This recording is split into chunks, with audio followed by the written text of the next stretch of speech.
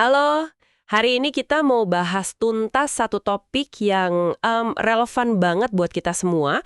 Gimana sih cara efektif membangun kebiasaan baru? Sumber kita kali ini dari kutipan buku The Coaching Habit, karya Michael Bangestanier. Fokusnya memang soal coaching habit buat manajer, tapi prinsipnya nih bisa Anda pakai buat kebiasaan apapun loh. Betul sekali. Jadi misi kita hari ini ya, mau membongkar mekanisme praktis di balik perubahan perilaku. Soalnya kan sering banget nih, niat baik aja tuh nggak cukup. Iya kan? Mungkin Anda pernah janji ke diri sendiri, nggak mau cek email pagi-pagi buta. Atau pengen rutin meditasi gitu. Tapi ujung-ujungnya balik lagi ke pola lama. Dan itu wajar banget.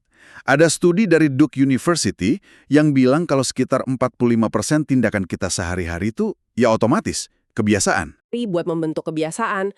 Padahal sains perilaku nunjukin ceritanya lebih kompleks dari itu. Nah, makanya kita mau lihat apa sih yang benar-benar works berdasarkan sains. Oke, mari kita bedah. Buku ini bilang membangun kebiasaan coaching yang intinya sedikit lebih banyak bertanya dan sedikit mengurangi ngasih tahu itu sederhana. Tapi nggak gampang. Ada alasan kenapa mungkin usaha Anda sebelumnya gagal. Biasanya ya, karena teorinya mungkin terlalu abstrak atau nggak ada rencana aksi yang jelas. Atau kita sering meremehkan betapa kuatnya tarikan kebiasaan lama yang udah mendarah daging. Kayak refleks langsung ngasih nasihat tadi misalnya. Masuk akal. Jadi, kalau cara lama sering gagal, apa nih kunci yang ditawarkan sains perilaku modern seperti yang dibahas di buku ini? Ada 5 komponen kunci nih. Yang pertama, alasan vow. Anda perlu tahu banget kenapa Anda mau berubah. Yang menarik di sini, dan ini idenya Leo Babauta, coba kaitkan alasan ini dengan dampak positif buat orang lain, bukan cuma buat diri sendiri. Oh, jadi fokusnya ke dampak eksternal ya, bukan cuma saya mau jadi lebih baik gitu. Menarik. Oke, mengapanya harus kuat dan berdampak keluar? Terus apa lagi? Kedua, kenali pemicu spesifiknya. Kapan persisnya kebiasaan lama itu muncul? Nah, Charles Duhigg menekankan pentingnya detail di sini. Lokasi, waktu, emosi, orang lain, atau tindakan sebelumnya. Makin spesifik Anda kenali pemicunya, Makin gampang buat dicegat gitu ya? tepat. Makin besar peluang buat menyela pola otomatis tadi. Oke, jadi udah tahu mengapa dan kapan. Terus soal tindakan barunya gimana? Kan seringkali berat banget tuh buat mulai sesuatu yang baru. Nah, ini dia komponen ketiga, kebiasaan micro habit. Ini ide dari B.J. Fogg dan ini keren banget. Definisikan perilaku baru yang super kecil, yang butuh kurang dari 60 detik buat dilakuin. Kurang dari 60 detik? Wah, Iya, tujuannya biar terasa gampang banget sampai kayak nggak ada alasan buat nggak ngelakuinnya gitu. itu benar-benar motong hambatan. Aduh, susah atau nggak ada waktu ya. Lalu gimana caranya biar kebiasaan mikro ini nempel, jadi permanen? Nah, itu masuk ke komponen keempat, latihan efektif, deep practice. Ini ngacunya ke Dan Choil. Intinya ya, ulang-ulang potongan kecil tadi, latih terus. Tapi yang penting juga, sadari pas Anda berhasil ngelakuinnya, sekecil apapun itu, terus kasih apresiasi ke diri sendiri. Rayakan kemenangan kecil itu. Oh, jadi repetisi plus penguatan positif ya? Betul, repetisi itu kunci. Oke, latihan berulang. Tapi kan pasti ada lah ya hari di mana kita gagal atau kelewat gitu. Gimana tuh? Tentu, dan itu wajar banget.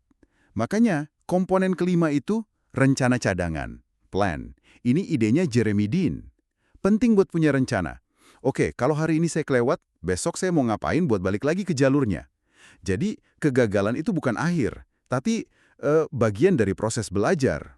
5 komponen tadi, alasan, pemicu, kebiasaan mikro, latihan, sama rencana cadangan, kedengarannya logis banget sih. Nah, gimana buku ini merangkumnya jadi semacam alat praktis yang bisa langsung dipakai? Ada nih, namanya New Habit Formula. Ini simple tapi brilian. Ketika pemicu spesifik Anda terjadi, alih-alih melakukan kebiasaan lama spesifik Anda, saya akan melakukan kebiasaan mikro baru Anda, 60 detik. Jadi formula ini langsung nyambungin si pemicu, kebiasaan lama yang mau diganti, sama kebiasaan mikro baru yang gampang banget itu ya. Coba deh pakai contoh coaching tadi. Ya, silakan. Ketika anggota tim datang minta saran, pemicu, alih-alih langsung kasih solusi kebiasaan lama, saya akan tanya, menurutmu langkah pertamamu apa? Kebiasaan mikro baru. Wah, itu kerasa banget ya, mungkin banget dilakuin. Cuma nanya satu kalimat pendek. Tepat sekali.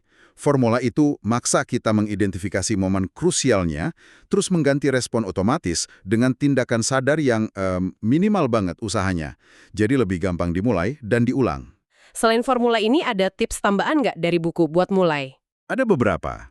Kayak, mulailah dari yang paling gampang dulu. Entah itu situasi atau orang yang mendukung. Terus fokus satu kebiasaan dulu aja, jangan serakah. Cari teman seperjuangan juga bagus buat saling dukung. Dan ya itu tadi, jangan nyerah kalau sesekali gagal atau kepleset. Oke, jadi apa artinya semua ini buat Anda yang lagi dengerin kita nih? Artinya, dengan memahami cara kerja kebiasaan ini, Anda sebenarnya punya kendali loh untuk merancang perubahan yang beneran bisa bertahan lama. Jadi bukan pasrah sama kebiasaan lama ya? Bukan, ini bukan cuma soal coachingnya, tapi berlaku buat kebiasaan apapun yang ingin Anda bangun. Entah buat kerja lebih efektif, ningkatin kualitas hidup, atau bikin dampak lebih besar.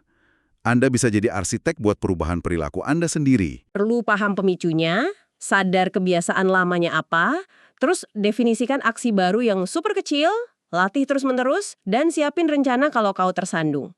Dan formula tadi, pemicu minus kebiasaan lama minus perilaku baru, itu alat praktisnya. Iya, alat yang bisa langsung dicoba. Ini jadi ingat kutipan Winston Churchill yang bilang kira-kira begini, kita membentuk bangunan kita, lalu bangunan itu yang membentuk kita. Sama halnya dengan kebiasaan. Anda punya kuasa buat membentuk kebiasaan yang akhirnya akan membentuk cara kerja dan hidup Anda. Dalam banget tuh. Nah, sebagai penutup, coba aja Anda renungkan sebentar. Dari semua yang kita bahas ini, ada nggak satu kebiasaan spesifik yang paling pengen Anda ubah atau bangun?